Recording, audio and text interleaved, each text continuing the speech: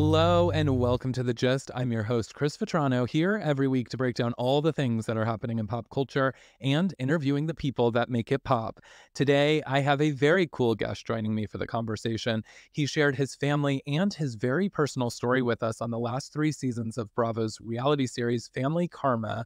And he's here today to talk about his time on the show and how things are going now. Please welcome Amrit Kapai. Hey, Amrit, how are you? Hey, Chris, I'm good. How are you? Doing well, doing well. Thanks for doing this. Of course. Thanks for having me. So I'm so excited because I loved Family Karma. It was such a great show. Definitely, in terms of Bravo programming, it was a little bit different because it wasn't just focused on, a bunch of ensemble young kids kind of out on the town. It added this layer of the parents and your family dynamics, and there was a lot to really like digest there. But for the listeners and for me, I'd love to hear sort of like how did the show come and land in your lap, and how did it all kind of come together? So, Family Karma came about through one of my fellow castmates, actually, Anisha.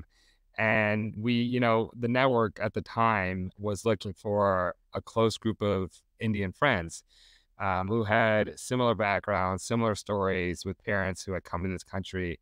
And, they really wanted something that was organic. They specifically didn't want to just cherry pick people and sort of put them on a cast to be on a TV show together. They wanted people with real friendships and real histories. And they wanted to see something Indian. Bravo wanted to do a show with an all Indian cast. And when we aired, we were the first show on television ever with an all Indian cast. So, it just, I always tell people, I feel like it's so rare to be able to be on a reality TV show. And we always joke, in your circle of friends, oh, we should be on reality TV, but it's always a joke. And for me, every step of the way, it kind of felt like that. It was like, oh, this can't be real. Like Yeah. someone pinched me. This is not actually happening. And it was a really good fit with the network, and with the current cast. Yeah. And was it originally, did you guys shoot like a sizzle or some kind of like pilot for a production company and then Bravo picked it up? Or was it always sort of Bravo was looking for this show to come together? I'm not too intimately familiar with the details, of Yeah. what took place behind the scenes. My recollection, my understanding, it's been a couple years, was that it was always Bravo. They really wanted to have a show that highlighted and showcased Indian culture. Awesome. Yeah, I mean, and it does that so well. And I think, as I mentioned, the family dynamic was what to me really set it apart. And I think, there was in the first season it came out, and I definitely I think it came after kind of like Shaw's. And so it felt like they were trying to brand it as kind of like the off-brand Shaw's or off-season Shaw's. But it was so different, and because you guys have your parents and there's so much drama even with them, and it ends up playing into this like really great story that does feel really authentic and unique, because as you mentioned, so many times on these reality shows people are sort of cherry picked and put into this ensemble, and then they have to pretend like they have known each other forever, and it doesn't always like read that way on screen. But you guys have like legitimate history. Was everyone on the cast, have you guys all had like deep rich history, or was it really just sort of Anisha, or was there somebody that was kind of like the center point that brought everyone together? No, we all, for the most part, have had a long history of friendship that started with our parents when they migrated here. I will say the one person who kind of came into the group later on was Brian Benny. He had a very long history with Monica. Um, but I would say in my childhood, I wasn't as close to Brian Benny or his family. But for the most part, the rest of us on the cast have had parents that were friends for decades, before we became friends. When I say we, the current cast. Yeah. Yeah. And so you answered the question. So all the parents did know each other prior to the show and filming and all of that as well. So all of that is authentic and real from. Totally. It's all authentic, and it makes it, way, it does add a little bit of stress when you're filming, because we can't do these like stunts. Sometimes you might see it on shows. It's like, oh, did they really break up? Was it just a PR stunt? Is that real life? Like there was none of that for our show. Yeah. I mean, what people saw on Family Karma in the last 3 seasons, that's what was really happening. There was not none of it was just like, oh, let's just make this a PR stunt to create buzz. That wasn't, and I don't even think that was an option for our show again, because these were real friendships on the line, and these were real histories on the line that you just couldn't really, I don't know, fake. So Yeah. it was tough. It was complicated. Yeah. And speaking of complicated, there was complications in sort of your story and the family dynamic of you and obviously your now husband Nicholas and his family. How did that, if at all, play a part in your decision to be a part of the show? So when I was approached about Family Karma, I knew from the beginning that it was going to be cool to be on TV, to be recognized on the streets, the opportunities that come with being on a reality TV show, and not just a reality TV show, on a network like Bravo, which produces, the creme de la creme of reality Mhm. TV. I also knew that it was really important for me to use this platform to help others, to tell my story, to help other people that may have been similarly situated, uh, with my sort of past and my history and my story, and to be someone that people could relate to. And I knew that was important, and I wanted to use that platform for good. I've enjoyed all the other stuff. I'm not holier than thou. I don't think I am. I have enjoyed all the other stuff. I'd be a liar if I said I Sure. I did not. But I do. I was really grateful, and I was really excited about the opportunity to tell my story as an openly gay Indian man, because you don't really see many of us. You see more of us now than before, but you still don't see a lot of us. And that's just, it just makes me a little sad. So Yeah. And is that really just ingrained in the culture? And is that something that you feel like you telling your story is sort of making it more acceptable in the culture? And then, and do you feel like that dynamic shifting with sort of the generations that are coming up versus kind of the older generation? I think it's, it's not as, it's a murky answer, Chris, because even putting aside gay, straight, I think Indians generally, it's a more conservative culture. So sexuality generally is very taboo. It's very taboo. It's people don't Indian cultures don't like to talk about sexuality, period. And it could be heterosexuality, it could be homosexuality. So you add in the homosexuality, and it's like a whole other layer of like, oh my gosh, no, let's not talk about it. Shut the door. Don't bring it up ever for the rest of your life. And I just thought, like, there's no way that can be the path. It's not healthy for people like myself, and it wasn't healthy for me personally. So, I wanted to make sure that we were able to have conversations, and I knew that only until I was my honest self and I opened up entirely about who I was, would people be able to be comfortable to tell their own stories. And I think there has been a shift, not just in the generations, but for Indians that are being raised here in the United States. And I've had countless people come up to me or DM me or send me emails to say that, listen, I saw your story and I was inspired to come out to my parents. And that feeling, makes all of the stress that goes hand in hand with filming a reality TV show. It makes it all worth it. Yeah. Well, and you have some of those really, amazing moments captured on film that you can always kind of like go back to and remember. I mean, for the most part, you were received with only love on the show, and everyone seemed like pretty open to who you wanted to be and what you were going through, and I know that there was fear, a lot of fear that kind of like led up to that, and I feel like that's probably some of that generational stuff. But the I mean, it was amazing to watch, and I think now for you to always have it on film too. Yeah, no, it is. It's a nice little time capsule Mhm. of memories and experiences that I could always go back and watch. So yeah, I am very grateful for that. Yeah, and you've got parents that seem only supportive of who you wanna be and who you are, and, and that's not, unfortunately, the scenario for every kid out there, whether Indian or otherwise. There's a lot of parents that don't accept and Yeah, open their arms in that kind of way, and so I think that, like, also being able to share your story in that kind of way to show that there's other hurdles or other barriers that you had to face in terms of fear, I think is just it's a really unique story to tell, and so I'm glad that you got to do that on the totally, series. totally.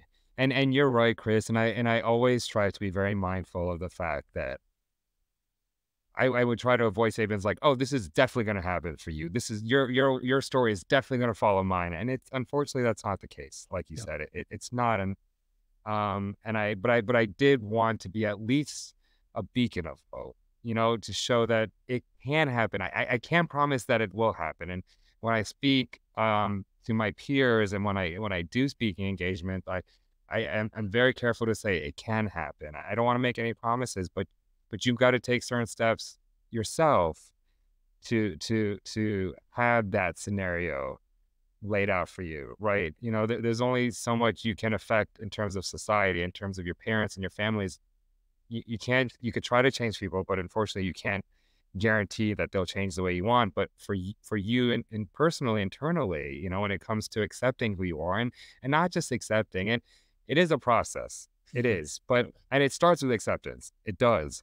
But I hope people can move the acceptance, move the needle to being proud of who they are, being proud of being gay or being LGBT or whatever you identify with, to embrace it, not just to accept it. And that's just the message I'm hoping gets out to people.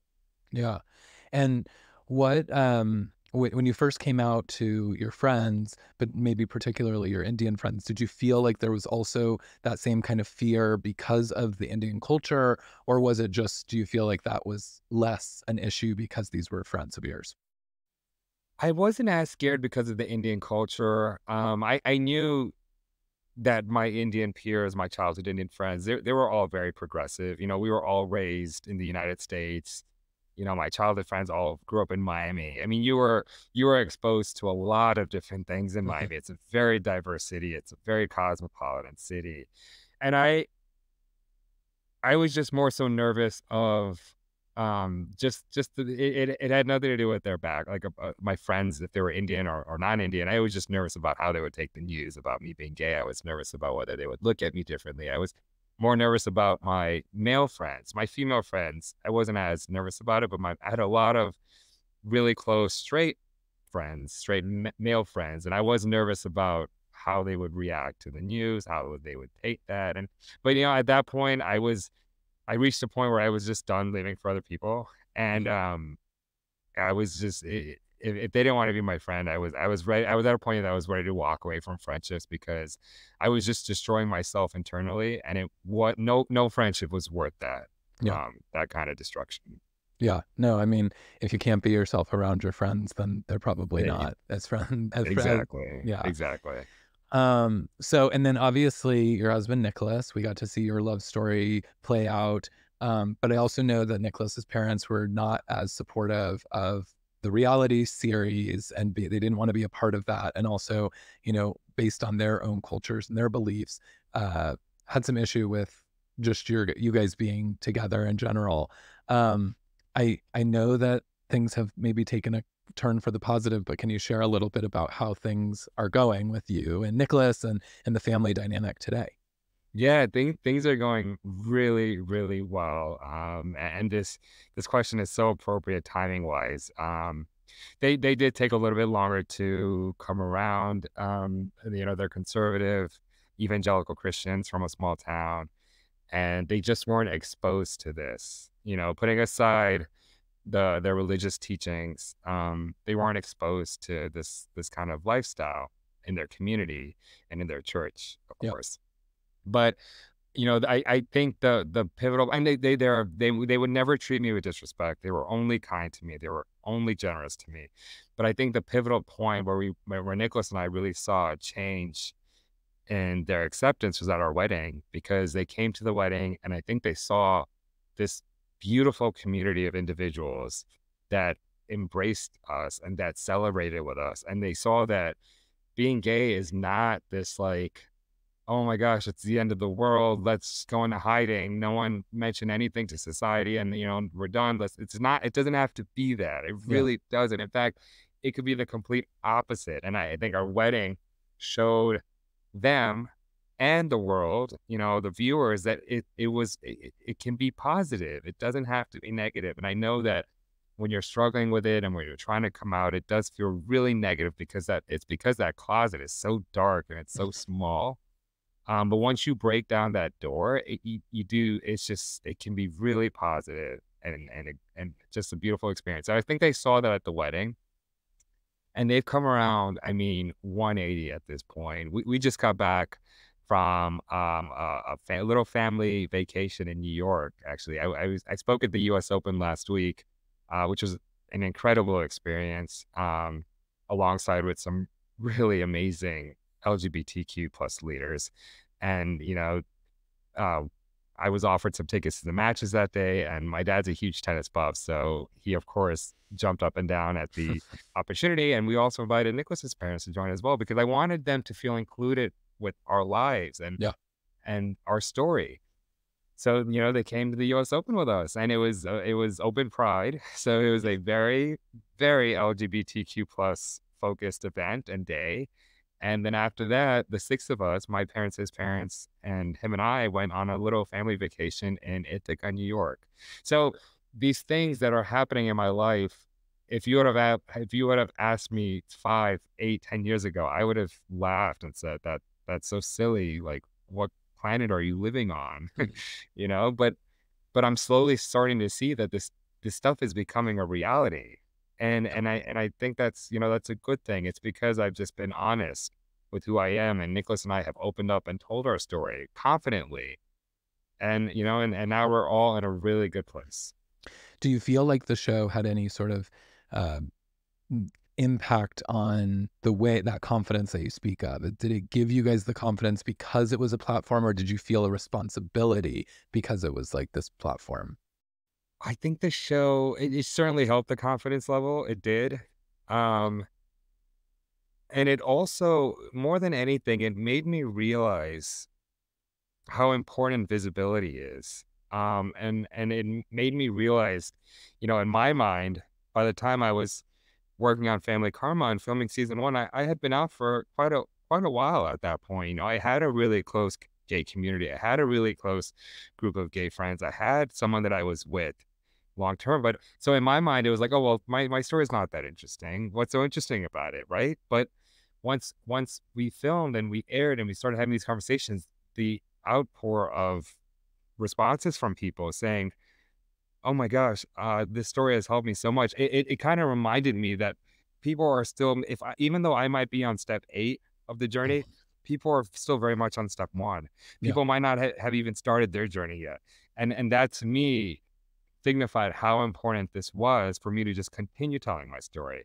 So the platform did a lot of things. It made me more confident, and it reminded me how important it was to just continue telling the story. Yeah. Yeah, and I mean, and quite frankly, it's also some of the other players that probably are helping in that story more than they even realize, like Nicholas's parents probably don't realize the impact that them showing up at the wedding and us being able to see that as viewers has actually impacted so many people in the world. Because from you and Nicholas's perspective, there was fear in coming out to various people in your lives or including them in this, or feeling as though they wouldn't accept various elements of your life, that I think it's natural to sort of have that fear. But I think seeing how it's received is something that so many people don't get to. You mentioned like the different steps. It's like some people don't take that step because the fear cripples them, and they stop where they are and they say like, I can't go any further. And I think that like you guys have helped kind of open up the doors that for people that were like, absolutely not. And there was all this like, yeah, this is never going to work and it's never going to happen. And we're going to have Yeah, to accept X and Y. It actually like comes together in a really beautiful way, even if they just showed up, and they were there and they wanted to sort of do it their own way or whatever. That was for them too. And that could change a lot of people's perspectives as well, watching that. And so they probably had a much bigger impact than maybe they even realized just in being a part of that day for you guys. yeah, no, absolutely, and it's, I think it's universal, and I think you were kind of, I like what you said about that. It is universal. It's not just about me as a gay man. It is about my immediate family. It's about Nicholas and his immediate family. It's their journey of coming to terms. And sure, his parents, it's a different journey. They're not identifying as LGBTQ plus. They're not coming out as gay, but they are coming to terms with whatever issues they're dealing with. And same with my parents. we're all on this journey together, and we're all trying to advance and make steps and take steps forward on this journey. Yeah. Well, and so you meant so I'm glad to hear, and I was glad to see on your Instagram that you guys were all having this family vacation because I think that that's just a wonderful way to sort of see that this is progressing and continuing in a really beautiful way for you guys. So congrats on that because that's Thank I you. know that that has been a journey for you all. But in terms of the other cast, how are you with them? I know some of them have moved, and some others are part of other projects. Are you guys still close today? Where are you guys at? Yeah, we know we are. We still keep in touch with each other. We have a group text of the cast. We all talk to each other. I mean, Vishana, of course, he's one of my best friends. He's my longest running friendship. So we talk multiple times a day. Yep. I know everyone's kind of been doing their own thing for the summer. Bali has, she was traveling. And everyone has gone to Europe at some point or another this summer, just because I guess that's what we do. Americans love to go to Europe in the summer. I know that Bali, she's been spending more time in Louisville, with O'Malley, and he has a beautiful home there. We all went there for the Derby. Not all of us, most of us, Vishal, Richa, Nicholas, myself, Bali. We all went to Kentucky for the Derby. It was super fun. O'Malley was such a gracious host. I know that Monica has been traveling a ton. She did a trip to Bali with some girls. She also did a trip to Europe. Anisha is on her comedy tour. So everyone's kind of working on some really cool things, which I can only imagine, and I probably felt it too, jealousy, envy when you see other castmates. Like, well, what about me? Why didn't I get that opportunity? And I have found myself thinking that way, Right. and being in that mindset. Again, I'm not holier than thou. I'm not perfect. So, but I really do try to my best to say, you know what? Good for them. I'll like this post. I'll share her event flyer on my story because I want everyone on the cast to succeed, and I want everyone to get what they wanted out of being on a reality TV show. It's Yeah. it's all cool stuff. So Yeah. everyone's flourishing, everyone's doing really well. People will see some of us at BravoCon in a couple months, which will be Yeah. really exciting. Yeah. And you mentioned kind of like getting out of uh, whatever you wanted out of the reality show. And that's kind of a hot topic right now. Obviously, there's been the Bethany Frankel interviews and some of the stuff that she's kind of like trying to put together. She interviewed Raquel slash Rachel, and she talked about how she wasn't making enough money, and she wasn't able to get sort of the endorsements and do the sort of things. What was it for you? If it because again, this is such an authentic, real group of people that got sort of this opportunity to, as you said, it's like friends sitting around being like, we need to have a reality show. And then you guys are the ones that actually got that. And was there something going into it though that you were like, I definitely want to use this to launch X or to do something different for yourself? And like, what was it that you were looking to get out of the reality show? So Chris, I didn't know what to expect, obviously, going into it. I'm an attorney by trade. I'm Mhm. not an actor. I was not in the entertainment world. So honestly, I went into it not knowing what was going to be the outcome, what was going to come out of it. What did I want to launch? Did I want to sell a product? Did I want to, introduce a new skincare product? I had no idea. And of course, people who have watched the show have seen that Michelle and I did launch an underwear label, a Yep. private label. So that was really fun. That's been a really steep learning curve, but a really cool experience nonetheless.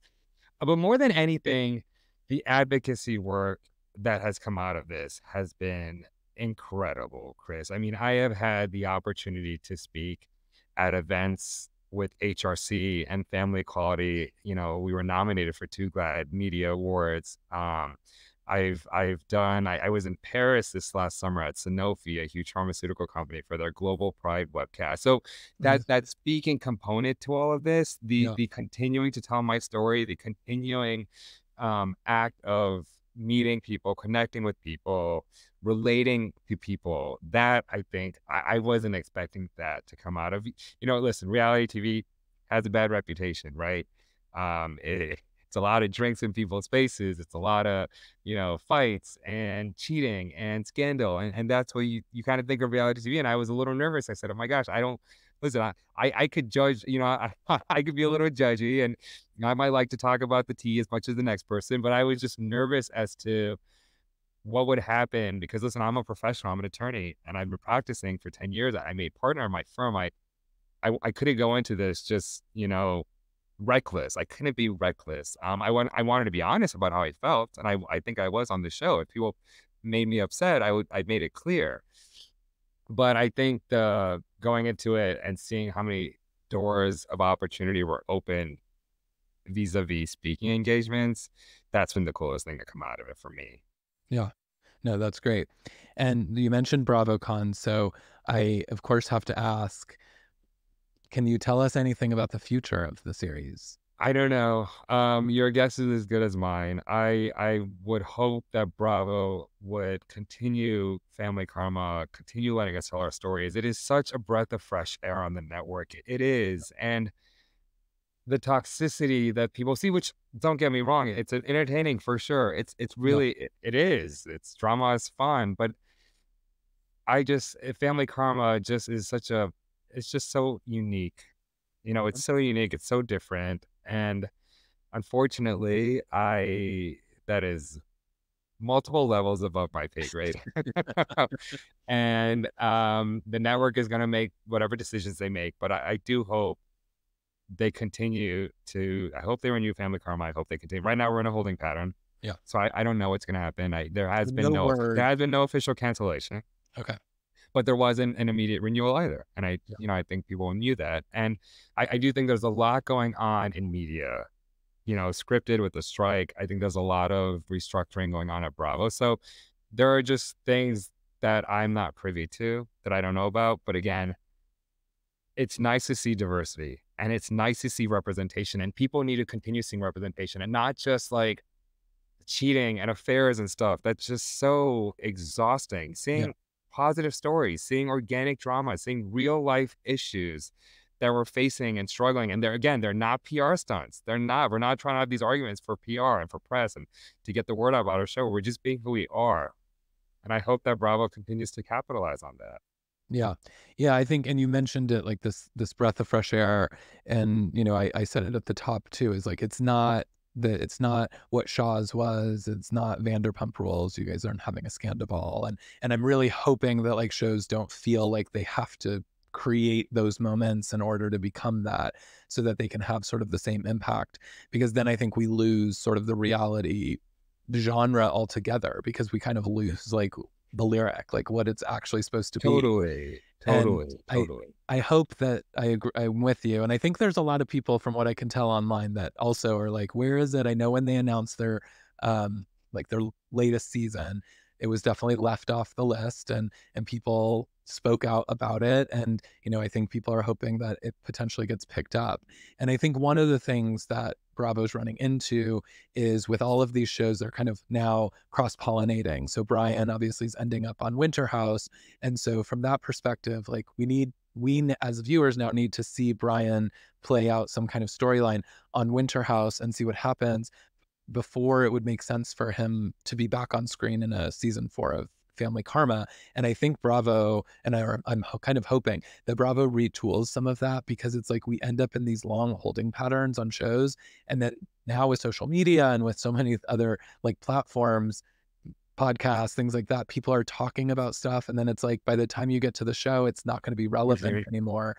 And so I think that there is some retooling happening, or needs to be at least. And my hope is that Family Karma comes out, because Bravo, I had a couple of guests on that we've talked about this, where it got so dark. You got the Erica Jane storyline and Jen Shaw going to prison, Mhm. and Mhm. all of this stuff. It was just like, and then Scandival hit, and it was like whiplash. It was just like, wow, you couldn't keep like your phone down, because there was constantly all this like news, and it was like pretty dark.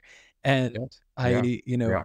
I felt like some of our housewives were starting to like get too dark. And so we're moving into a place now where we've got a new batch of New York women who are, fighting about which restaurant they want to go to, and fighting about like very little petty things, which is like, okay, that I can take. That's okay. Like, let's get back to just some petty fighting. And, Yeah. Yeah. and then I think what you guys bring is the authenticity, and you have drama or you have things that are real. I mean, your coming out story, as we've talked about now quite a bit, and Vishal's story with his drinking and his relationship with alcohol, like Yeah. that's a very real thing that people are like dealing with. And so you guys are putting kind of a whole other spin on like what reality TV really could be. So I do hope that, you guys get some news. I was hoping that maybe you were going to say like maybe a BravoCon, you'll learn something, but No, what I will say to you, Chris, is family karma or no family karma, I am determined to continue telling my story. And I am at a point right now, I've told a lot of my story.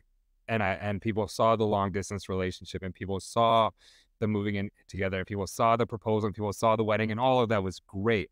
But we've seen that before, and it's happening. We've had marriage equality for so many years, and it's happening, and that's a good thing. That's a really good thing. But now, as I'm taking these initial steps on the journey to fatherhood, that's the most important part of my story. And my story really begins now, because that part, you don't see it. You haven't seen it. The two dads, the surrogacy, the adoption. How do you explain it? How do you assimilate yourselves into mainstream society where the norm is one mom and one dad? What are those issues? What are the conversations that are taking place? How does the procedure even work? Right? Who's depositing the sperm? How are you fertilizing the eggs? Where do the eggs come from? Who's the surrogate? How does that work? All of these so important conversation. We know how a relationship works. We know how a wedding works. And it was really cool to see it, and it was really cool to film it. But now, this is where the real important part of my story begins. And I am, I have a team of people that are working with me, who are passionate and who believe in me. And again, I don't care if it's on my own social media, like the video I posted of my family vacation. I will continue telling my story, because if it helps people, that's what matters. And yeah, I post a brand here or there. Here's a candle. Here's my favorite product from Kiehl's. It's all great. I do that too. But this content is what I think is really helping people, not fall fashion. yeah. Well, you just need to talk to some folks over at Bravo and tell your story. It doesn't have to be the ensemble. Maybe it's just you and Nicholas. You never Yeah. know. You That would never know. You that would never be know. great. So you mentioned attorney. Are you still doing a lot of that work, or do you feel like you're kind of full-time reality TV star now? No, Chris, I never gave up the practice of law. And it would have been foolish of me to do that, because that's my bread and butter. And I went to a lot of schooling to, Yeah. to get to where I was. I'm licensed to practice in 2 states, Illinois and Florida, because our main office is in Chicago. And I knew that it was a lot to juggle. Don't get me wrong. It was not easy, and it likely not for the faint of heart. It was a lot of work, and it still is a lot of work, because I'm juggling full-time practicing. I was juggling when we were filming. Juggling filming is a whole other level of stress and anxiety. Yeah. And then also, just working to get speaking engagements and brand collaborations, and, event opportunities. So it's a lot of juggling, but I am still doing it. I still work full time. I have a firm that's really supportive, of me exploring this personal aspiration, if you might call it, Mm. of me telling my story, of me connecting with people. They really support it. They have a lot of trust in me and a lot of faith in me, going on a reality TV show and still, being very mindful of my ethical obligations as an attorney. Yeah. So yeah, it still works, still living the dream, practicing law, as glamorous as that sounds. Well, and you also have Underwear Dance Party. And we still have Under a Dance Party, which again is a whole other bucket of work. Yeah. So it's just wearing many different hats at once. Yeah. I'm sure that would have been some really good content of you and Vishal learning to be business partners or continuing to be business partners. And because I've had business partners and I know how that can go at times. So Yeah, that's, totally. It's a there's lot to navigate for sure. there's a show there too. So you mentioned fatherhood, kind of what else is next for you? And, or is, I mean, that's not that that's not enough, but what all is kind of, can we expect from you? So the journey to fatherhood is my top priority right now. I realize in life, Chris, you really want you have to be determined to achieve something if you wanted to make it happen. And I saw myself that, the being a father was there and getting the process started, but so many things came in the way, this visit and this trip and this vacation and this event. So I told Nicholas, because, both of us are determined to be dads, and we wanted to be dads for a while now. And we know that the process will have its hurdles and its ups and downs. So that's my number one priority right now. is exploring those avenues, seeing how that's going to play out. October is particularly busy for me, just between some events. Sorry, do you hear my email going off, Chris? I'm You're gonna, very busy. More I'm gonna, events coming your way. I'm gonna close my Outlook right now, so that stops. But that's just some more evidence for people listening in of the whole practicing law thing. But Yeah. no, I have a really busy October. Some really cool things going on. I'm speaking at a gala. I've been getting more involved with the Human Rights Campaign. They do their national dinner in DC in October. It's their, paramount event. There will be a lot of really big names, a lot of really big political figures at the event. And Nicholas and I will hopefully we got to book our flights, but we'll be attending as well. But like I said, all of that aside, the number one priority is to continue this process. Viewers have saw the beginning of it in Family in season 3. Um, and our sperm works great now, by the way. They Yay. came back from vacation. They were out of the office for a little while. They didn't give you the heads up, but they are back in the office. They are working away. So yeah, it's just getting to that point, getting to that goal of having a baby in our arms by hopefully 2024. So you do have a timeline, sounds like, Oh for that. yeah, we do have a time. Dude, I'm just not getting any younger. I Yeah. keep doing the math. I'm like, wait, if I have a kid next year, then I'll be senile when he's graduating from middle school. Yeah, well, I mean, yes, that is a very tough process, and there's a lot of decisions that have to go into it. And, as you said, like kind of picking how that all comes together when it's two guys, like who's gonna have the juice and man make this baby happen. Exactly. And so there's a lot to unpack there. But yeah, definitely continue to share your story with us so that we can, at least send positive vibes and help manifest good things for you. Um, and speaking of sharing your stuff, where can people stay up to date with you? Where I know in the social media world, where are you most? So Instagram is my number one. I am trying to get on the TikTok train. It's a little complicated. TikTok is so overwhelming. So Instagram for sure. My hashtag is my first name, Amrit, Amrit. Last name is Kapai, Kapai. Go on my Instagram, shoot me a follow, shoot me a DM. I try to respond to as many of them as possible. I really do. I love each and every one of my followers. I love you guys. And then just, if you haven't watched Family Karma, if you've heard of it, or if you have not heard of it, stream it on Peacock, find it on Google Play, get on YouTube TV, get on Apple, their iTunes, it's all over, it's everywhere. And I think you'll really like the show. Yeah. No, I can attest that this is one to watch, especially if you need a palate cleanser of all of the Scandival drama and all the things that have been going on. Family Karma is where it's at. But yes, and we'll definitely follow you on Instagram, maybe TikTok. Maybe TikTok will be where you share more of this stuff because I feel like that could be your like focal point on TikTok is Maybe, journey to maybe. becoming a dad. Yeah. Um, well, awesome. Well, we will definitely follow you. I appreciate you stopping by today, and chatting with me. And I'm gonna just hold my breath and wait for the announcement for season 4 because I want to follow more from all of you and your friends because I think it's great television. So thanks so much Yeah, for joining me. channel everyone listening, channel the good vibes, tag Bravo, tag Andy, hashtag bring family karma back. Just do whatever you need to do to make some noise. That's what we need. We need our loyal fans to make noise, and we love you guys. And we want to come back, and hopefully we'll be back. Yes, absolutely. Well, Amrit, thanks so much for being here again. And for all of you out there listening, don't forget to rate and subscribe so that you never miss an episode of The Gist. And you can follow me. I'm at CM Vetrano. I'm on all the platforms, Instagram, Threads, Twitter, TikTok, all the things. So until next week, thanks so much for listening. Bye.